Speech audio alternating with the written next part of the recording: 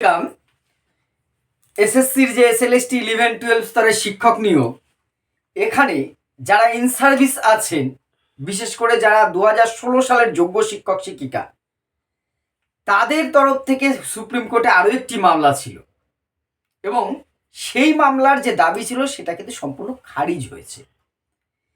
এই বিষয়টা নিয়ে আমি এর আগেও একদিন বলেছিলাম, সেখানে কয়েকজন শিক্ষক শিক্ষিকা তাদের মতামত জানিয়েছিলেন। আমি ভালো খারাপ কোনোটাই বলবো না, তারা মতামত আমার যে কোনো ভিডিওতে স্বাগতম।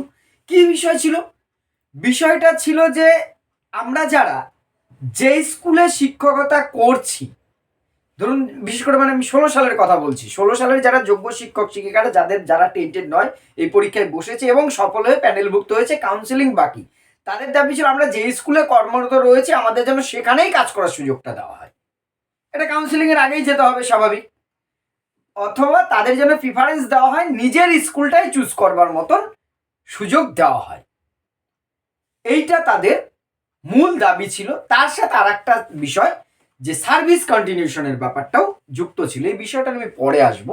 এখানে কিন্তু যে বিচারপতি, তিনি মূল বিষয়টা শুনতেই চাননি, তেমন তিনি শোনেনি, মামলাটা কিন্তু খারিজ করে দিয়েছে। যে নতুন নিয়োগ হচ্ছে সেখানে এসএসসি যা যা রুলস, এই 2025-এর রুলসে যেভাবে নিয়োগটা করছে, তাদের যা ইনস্ট্রাকশন দেওয়া হয়ে গেছে, আপনাদের সেটা মেনেই নিয়োগ নিতে হবে।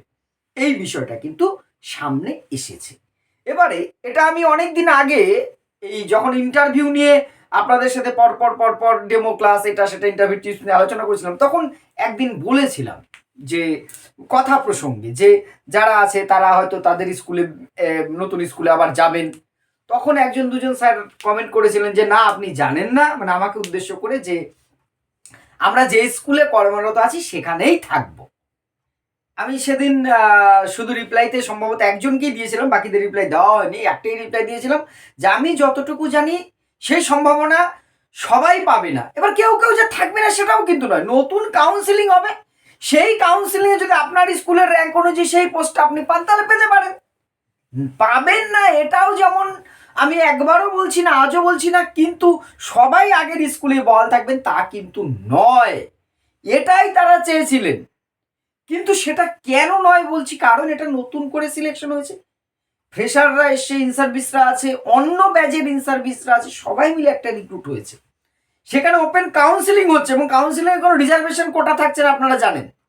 সেই রিজার্ভ কোটা ছাড়া আপনার যেহেতু কাউন্সিলিংটা হচ্ছে, ফলে সেখানে আপনার র্যাঙ্ক ভালো থাকলে আপনি আগের স্কুলটা, যে স্কুলে কর্মরত ছিলেন সেখানে নিতেই পারেন, কিন্তু সেই স্কুলটা আপনার আগের কেউ যদি চুজ করে নেয় তাহলে কিন্তু কিছু করার নেই।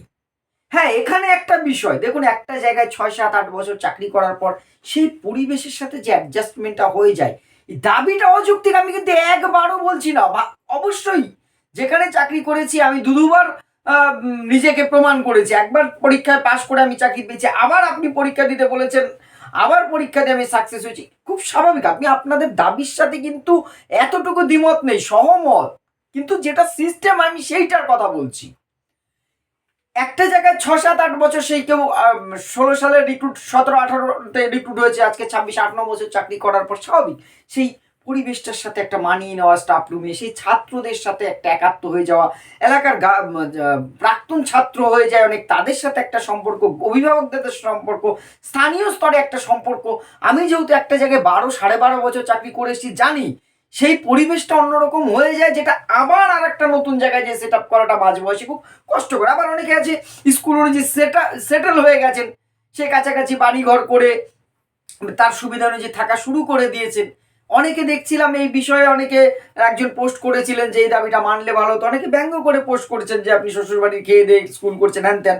আমি তাদের সমর্থন করছি না, কারণ একটা জায়গায় অ্যাটমসফিয়ার তৈরি হয়ে যায়, সেই পরিবেশের সাথে মানিয়ে চলে। একটা গাছকে বুনলে সেখানে শেকড় গজিয়ে গাছটা বড় হয়, আবার বারবার তুলে নিয়ে গেলে সমস্যা হয়, কিন্তু এক্ষেত্রে তো কিছু করার নেই। 2016 যোগ্যদের তো পরীক্ষা দিতে হবে, এটাই কোনোদিন ভাবা যায়নি। পরীক্ষা দিতে হলো, ইন্টারভিউ দিতে হলো, ডেমনস্ট্রেশন করতে হলো, নতুন কাউন্সিলিংয়ে যেতে হবে। আমি চাইবো, আমার মনের থেকে আমি চাইবো যে আপনারা নিজেদের পছন্দের জায়গায় থাকুন, কিন্তু সেটা সব ক্ষেত্রে কিন্তু সম্ভব হবে না। এই বিষয়ে যে মামলাটা, সেটা কিন্তু খারিজ হয়েছে। সব নতুন করে কাউন্সেলিংয়ে যেটা আসবে, আপনি যে স্কুল পাবেন সেখানে আপনাকে যোগদান করতে হবে।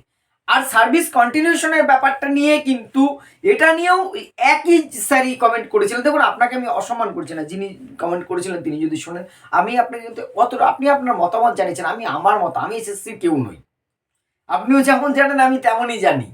মানে আমি আমার মতটাকে, আপনার মতামতকে আমি সম্পূর্ণ শ্রদ্ধা জানিয়ে তারপরে বলছি, যে বলেছিলেন যে না আমরা আগের স্কুলেও থাকবো, সার্ভিস কন্টিনিউশনও পাবেন। দেখুন, আগের স্কুলে থাকার ব্যাপারটা ক্লিয়ার করলাম। সার্ভিস কন্টিনিউশনটা এটা কিন্তু স্কুল সার্ভিস কমিশন এ বিষয়ে এখনো কোনো নির্দিষ্ট নোটিফিকেশন দেয়নি।